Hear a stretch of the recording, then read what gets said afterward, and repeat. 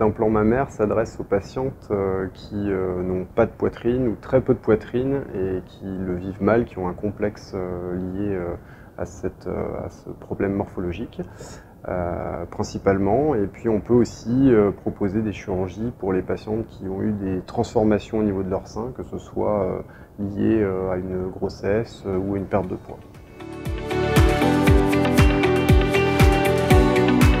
Alors il existe principalement deux types d'implants. Les implants qu'on dit ronds et les implants appelés anatomiques. Alors comment choisir ce type d'implant? Ce sera votre chirurgien qui pourra vous orienter pour utiliser l'implant qui ira le mieux avec votre morphologie.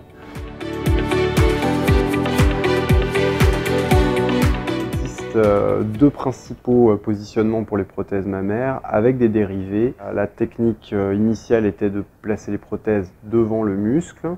Ensuite est venue la technique de position des prothèses derrière le muscle afin de pouvoir filtrer au maximum le relief de la prothèse, et ça présente d'autres avantages.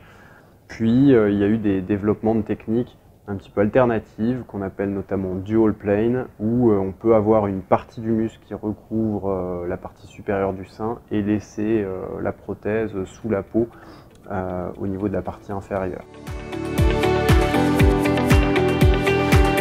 Il existe plusieurs cicatrices possibles en chirurgie esthétique. Quand on parle juste d'augmentation mammaire, donc là où on n'a pas besoin de remonter le sein, on va pouvoir utiliser des cicatrices courtes qu'on va positionner soit au niveau de l'aréole, soit au niveau de l'intérieur de l'aréole, sous le mamelon, soit au niveau sous le sein, le sillon sous-mammaire. Alors l'intervention, la plupart du temps, se déroule sous anesthésie générale. Donc le chirurgien va aller décoller la peau, plus ou moins le muscle, s'assurer qu'il n'y a pas de saignement ou de choses particulières, puis introduire la prothèse par une des cicatrices et enfin refermer de façon le plus esthétique possible.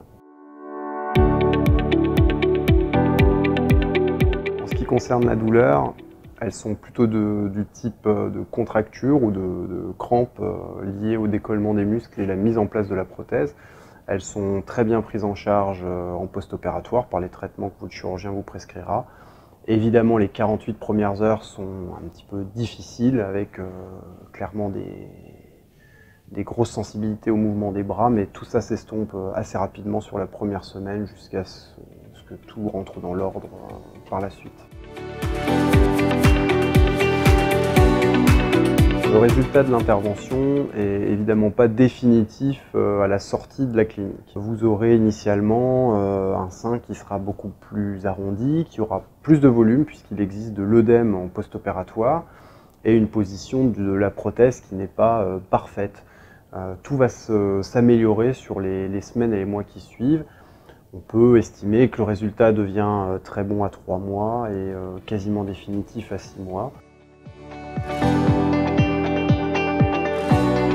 Étant donné que la plupart du temps, cette chirurgie est une chirurgie esthétique, donc sans prise en charge par la sécurité sociale, il faudra entourer l'opération d'une période de congé allant de 7 jours à 10 jours en fonction de votre travail, pour que vous puissiez reprendre tranquillement votre activité par la suite en ayant le moins de douleur possible.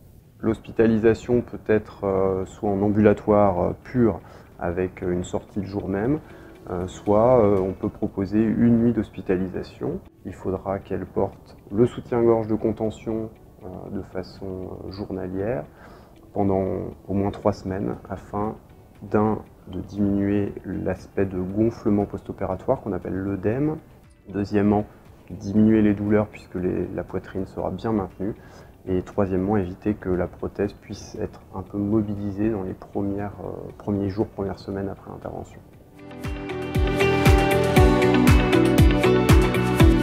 Les implants n'ont pas une durée de vie limitée. On n'est pas obligé de changer un implant à 10 ans comme on l'entend régulièrement.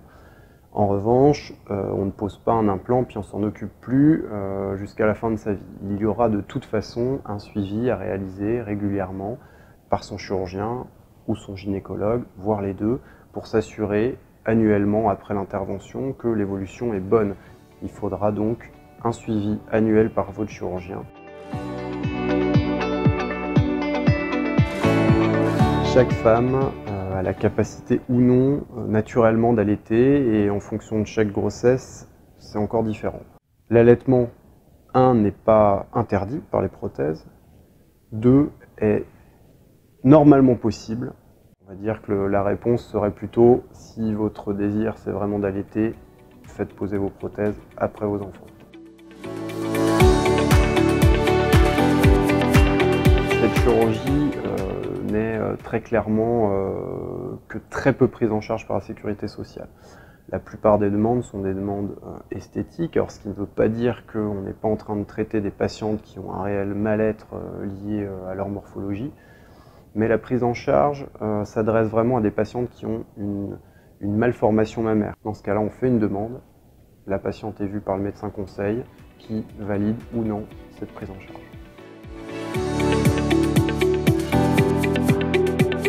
Alors comme conseil, je pourrais vous dire que la pose d'implant mammaire, c'est pas anodin, c'est un corps étranger. Donc c'est un suivi, c'est rentrer dans un processus. Donc ça, il faut le savoir dès le départ pour que les choses se passent très bien par la suite.